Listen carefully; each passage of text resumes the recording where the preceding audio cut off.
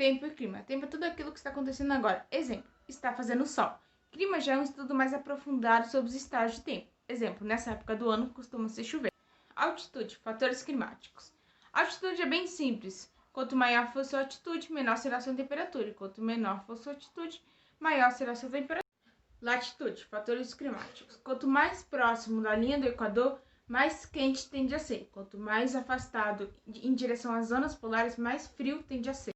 Como mostra a imagem, existem dois tipos de corrente: corrente quente e corrente fria. A corrente quente está ligada com a evaporação da água, já a corrente fria está ligada à perda de umidade. Maritimidade. Maritimidade são áreas próximas a mares e oceanos. Sendo assim, o índice de umidade é muito alto, fazendo assim com que as variações de temperatura sejam baixas. Massas de ar. Massa de ar ocorre a partir da pressão atmosférica. Essa pressão atmosférica vai ocasionar os movimentos de ar. Esse movimento de ar ocorre em grandes blocos de ar. Com a mesma umidade e temperatura, formam-se as famosas massas de ar. Essas massas de ar, em contato com a região, transformam. A pressão atmosférica é uma força exercida por metro quadrado. Ela é decorrente do gás atmosférico. Quanto maior a coluna de gás atmosférico, maior será a pressão recebida na superfície. Temperatura é uma grandeza física que está associada à medição de calor de um determinado corpo. Isso na geografia a gente utiliza muito nas medições de clima. Umidade está ligado com a quantidade de vapor de água na superfície. Também está ligado com as formas de precipitações, ou também conhecido como chuva. Vamos falar sobre os três tipos de precipitações: a convenção, a frontal e a de relevo. Convenção é predominante nas áreas tropicais e equatoriais. É quando o ar aquecido sobe e se resfria, formando as nuvens. Frontal, encontros de massas de ar diferentes, ou também conhecido como frentes frias, decorrente em áreas tropicais e subtropicais. Relevo, massa de ar que ganha altitude e se choca alguma barreira física. É encontrado principalmente em serras que são voltadas ao oceano. Agora fique com essa imagem mostrando os três tipos de precipitações. De ar. Quando a massa de ar está numa região mais quente, ela está numa zona de baixa pressão. Quando ela está numa zona de baixa pressão, a massa de ar é mais leve, ou seja, ela sobe. Quando ela sobe, ela passa por um processo de resfriamento. E aí, ela entra numa zona de alta pressão. A zona de alta pressão faz com que a massa se torne mais comprimida. Sendo assim, a massa tende a voltar para uma área de baixa pressão. Esse deslocamento nós conhecemos como vento. Como funciona a célula de Van Hark?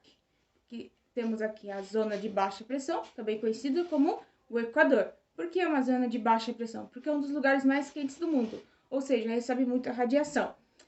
Com esse movimento, ela leva os dois trópicos, o trópico de Câncer e o trópico de Capricórnio.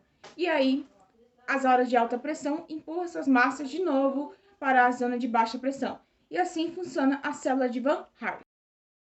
El Niño é um fenômeno climático onde as águas do Pacífico estão mais quentes. Com isso, o mar começa a perder um pouco dos seus nutrientes. Sendo assim, prejudica a atividade pesqueira. Com isso, temos o enfraquecimento dos ventos alísios. Sobre La Niña. É um fenômeno climático que acontece no Pacífico, onde as águas se resfriam. Ou seja, os ventos alísios se ficam mais intensificados, as águas passam por um processo de ressurgência, que é um processo de subida de nutrientes para em cima do mar. E esse tipo de La Niña costuma se mexer muito, esse fenômeno costuma se mexer muito com as questões climáticas do planeta. E uma curiosidade, 2020 é ano de La Niña. Como pode ver na imagem, o mundo é dividido por vários tipos de climas. Os climas quentes, os climas temperados e os climas frios. Agora iremos falar sobre questões ambientais em relação às mudanças climáticas.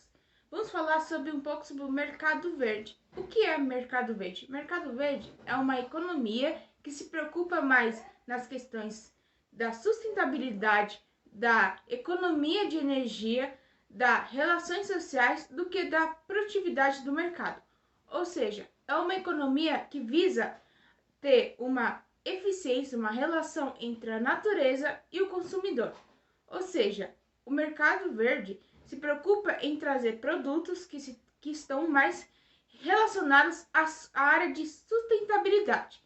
E agora, com o mercado, temos uma alta nisso, temos um investimento muito forte nessa área. Esperamos que seja para sempre.